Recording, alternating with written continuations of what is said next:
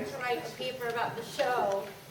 So, in thinking about that, if there's anything that you would like to know that will help you fulfill that, please go ahead and ask me since I'm here, and I'm glad to, answer any of your questions. But with Mr. Conserly, we thought that maybe I'd just take you on a little journey of the process where I started, like the first painting I did, and where I am now, because that might give you a pretty good idea of how things have changed. And the first thing is that when I was growing up, I was never one of those kids that was always drawing in the corner with their sketchbook, just kind of in another world. I was in another world, but in other ways. I really like to write, and my mom is a theater director, so I would help her out a lot. So I was always kind of in touch with the arts, but never really liked art class or anything of that nature until when I was I grew up in Colombia, and we don't go to college, we go to university there. You have to choose your career right out of high school, and I went to political science, I don't know why, but 2 years later I figured out that I might want to become an artist, not so much because I knew how to paint or I love drawing, but because I have something to say, and I always felt like I was someone who wanted to say something about anything. And so I saw that a lot of artists were able to have the freedom to make statements without having to marry themselves to like a political view or a particular group, but they were just kind of independent. And I thought that was really cool because I could say anything, and if I offended anybody, well, I'm an artist, so who cares, right? So I decided to switch to fine arts, and I did different kinds of work, but when I came to the States in '98, I decided to do a master's in education. I'm also a teacher, and I teach middle school kids, so you guys are really big for me. But in any case, long story short, when I started painting, that was about 10 years ago, really. And the first painting, that little painting over there, of the two rainbows. And why don't we take a look a little closer at the smaller thing? Yeah, sure. It's called Hardy Peak, and there's a story behind it, and I'll just tell you a little bit about it. This is my husband and me before we got married. I was crazy about traveling to India. I wanted to go to India. I was going to go by myself, and somehow I ended up meeting him. And when we met, he was writing a novel about a young guy who was traveling around India, kind of in a spiritual journey, just trying to kind of wake up to the reality of life and kind of come out of the shell. And we just kind of hit it off right away. A year later, we got married. And he really had a very strong pull to Hardy Peak, which is in the Black Hills in South Dakota. I don't know if anybody has been, but it is the most beautiful place that you can ever go. And this was sacred land for the Lakota people. The Hardy Peak was the most sacred spot out of that whole area. So he's like, I gotta go, I wanna go, I feel like I just need to do something there. In any case, we went in a weekend. We drove 30 hours on a Friday afternoon, got there like Saturday afternoon, went up, and then that night, not really allowed to camp there, but we did anyway. We just kind of snuck in, put our tents out, and we had our camera. We were snapping pictures all the way through. And that night, he kind of went out and kind of, did his thing, and I did my own thing as well. And when the sun was setting, this was what was going on. There was the Badlands in the far, in front of us, and then the Black Hills over here. And there were two rainbows, two arches that were coming down. I swear to God, I'm not making it up. It's not a rainbow. They were coming down, and I took pictures of it. And then when we came back and we developed pictures, those the only pictures that didn't come out were the ones from Hardy Peak. And so I said to Chris, I think I'm gonna have to paint it because it was just the most important moment of the whole weekend after driving 60 hours there and back. And then, finally getting there. So this is what got me started. I had no idea what I was doing. I was really going by intuition. I knew that I loved color. And I mean, if you look at the bodies, they're completely out of proportion. The hands are huge. But there were some things that went right. I had a good gut feeling about how to go about about it. And it was really fun because, as I said before, he's a writer. We have writing and painting nights. I would paint and he would write. So that really got me going. So I finished this painting and then a few others that I dare not show you because you know, you would totally pick them apart and you kind of destroy them. But after that, I said, you know what, I think I really do need a teacher. I need to learn how to paint from somebody who knows. And so I finally did find a teacher, Mr. Enzo Russo, who is an Italian, who was the student of Giorgio de Chirico, who at some point you may come across him, very important surrealist painter. Anyway, Mr. Russo and I painted together for about 8 years, and that's where kind of this journey started. And the first painting when I started working with him that I did was this small still life, which I really, really like because I was just learning a lot of things here, but at the same time, I got a lot of things right. In terms of lighting, in terms of use of color, for example, how to make the tubes look like paint tubes, but not in detail. How do you do that? It's not as easy. But somehow I got it right. And so this painting I have next to my easel, and whenever I'm in doubt, I look at it. And it's kind of like, okay, I think I can do this, and I keep going. So that's this one. And then the following one was Laughing Monk. And that's where I feel that my voice, I mean, as I said before, I'm someone who became an artist because I have something to say more than my love of paint, which I have as well. But I was interested I'm interested in people. I'm interested in human nature, the struggles that we go through, the hard times as well as the good. And Buddhism is something that I always look to. I find Buddhism extremely interesting. And one thing that always sticks with me, I read somewhere after a relationship that failed, and I was just down in the dumps, so sad, just so heartbroken.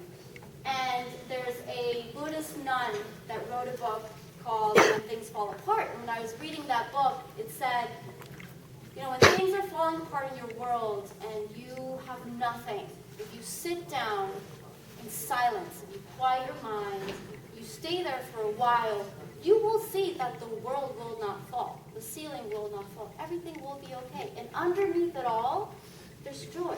You will find that inside, the deepest, innermost part of you is joy.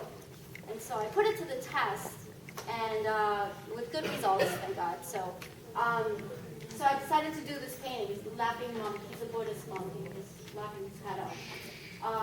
And so that's that. A lot of people like this painting because it's very colorful, and somehow, people have pointed out also the fact that like some of the shadows don't have grains but have color in them, and that's something that Enzo taught me that was probably the most important thing that I take home with me, which is that when you have areas of shadow and areas of light, as long as the color is dark, like for example over here in the shadows, as long as the color is dark, you can use purple, green, blue, whatever you want to use, as long as it's dark. If you stay true to the values, it'll work out. The same with the light parts. If there's a highlight, there's a place that needs to be light, you can put any color that you want as long as it's light. So you must follow the values. And if you do that as a rule of thumb, you can really play around and your world will just open up. And are you guys all designers? Or you come from different careers? Okay. But for any of you that do creative work, like in advertising or designing or you know, you guys probably are going to get to a point in your lives where you're going to have to design your own website, and you're going to have to do something that has to do with visual imagery. And this little tip comes in. If you want to make a background pop out, you know, dark color in the background, light colors for the things that need to pop out, no matter what color it is. Yeah, if I may interject, Kim. This painting is a great deal more energetic in color and more expressive than the others, right? And if you look closely, guys, you can see that she has kind of scraped or made marks, maybe with the brush's handle. I'm just wondering. It's a palette knife. A palette knife. And so you can see that the texture is very rough and very energetic. And so was this kind of an exploration in just making, you know, kind of these wild, colorful palettes? No, I like to think that this is really who I am. Oh. But the paintings that came after that are more of me putting myself through an academic kind of exercise in order to really learn painting. Here, I really didn't know what I was doing. I was just beginning to understand color, and color was always a problem. I guess I'm Latin American, and I guess we're colorful people. I mean, I guess it comes with the territory. I've never seen it that way, but it's true. And so color was always, my previous paintings, I would always struggle with color. But here I was just beginning to learn the value thing that I just talked about. And I really love the movement of it, how dynamic it is. But I also needed to go the academic route and really just try to learn how to model the form, which is what some of the other paintings show. You know, and I think that eventually this is where I am headed back to. This is what I'd like to go back to. This is, I think, by far one of the better ones.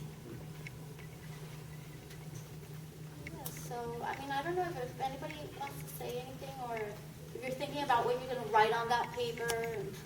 Any questions? You may want in the to mind, have a gap filled. I'm happy to do that for you. Yes? Can you explain that picture for like that painting? That one? The green and...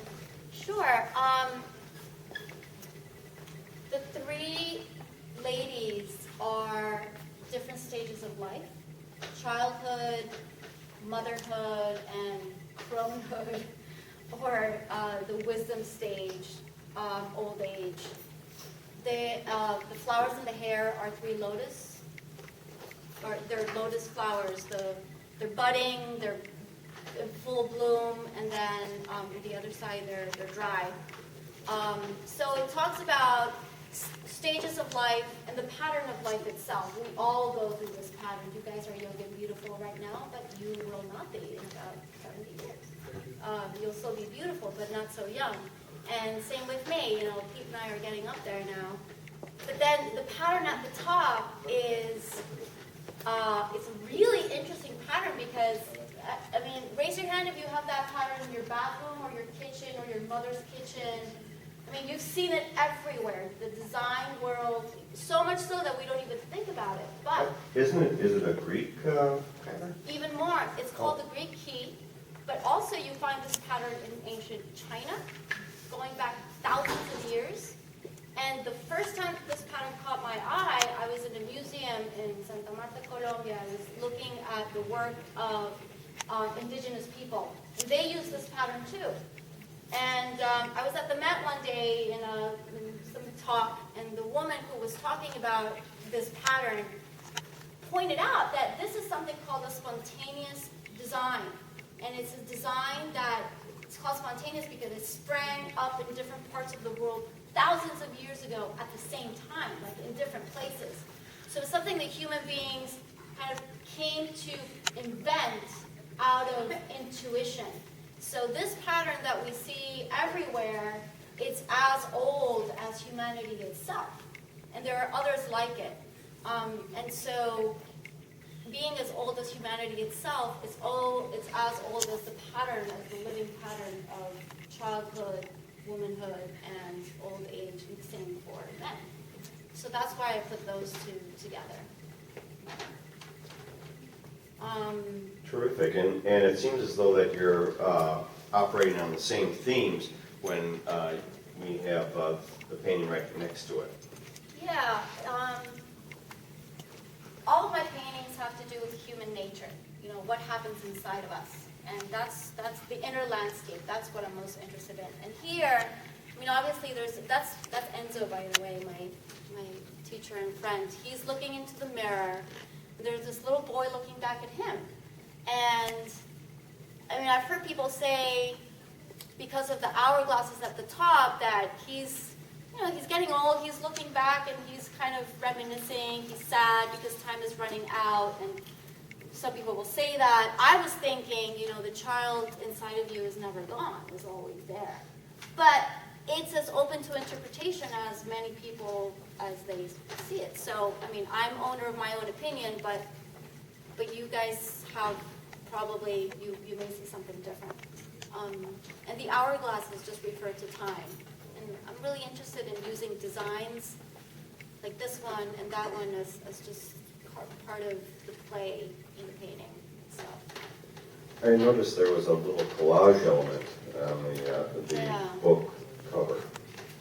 Yeah, this was a really hard painting to make, and by the time it came time to paint the book, I was ready to throw the towel, so I just glued it in.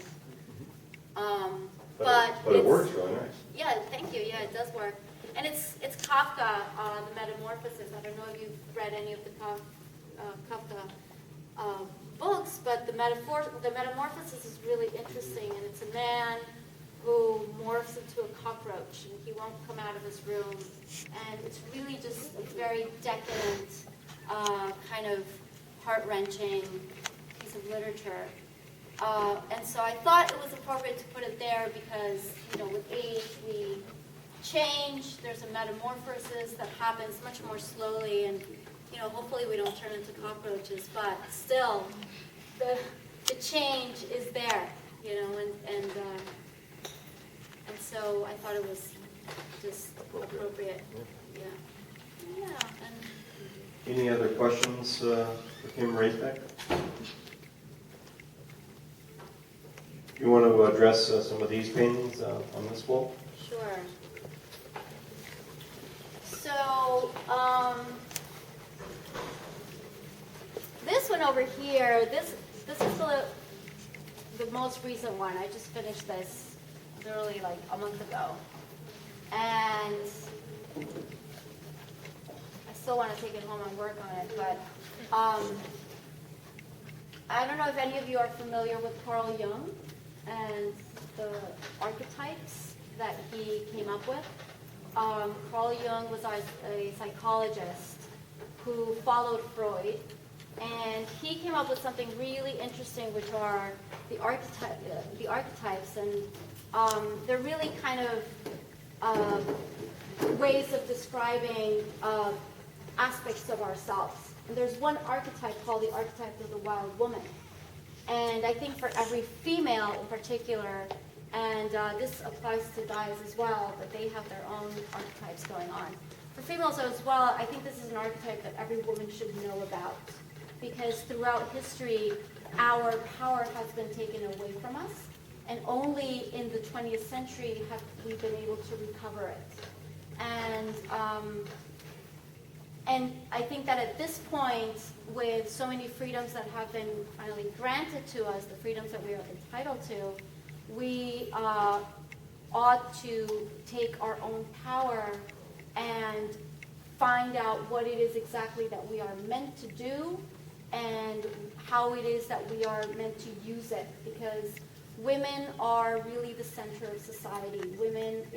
Women are the ones who keep the community together, and on and on and on and on. I'm not going to go on and on. But the wild woman is an archetype that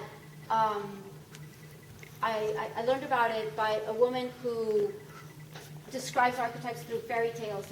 And the fairy tale of Cinderella is very, very closely, I think it's based on the archetype of the wild woman. Basically, it's a girl who lives with her stepmother and her stepsisters. Her father has died.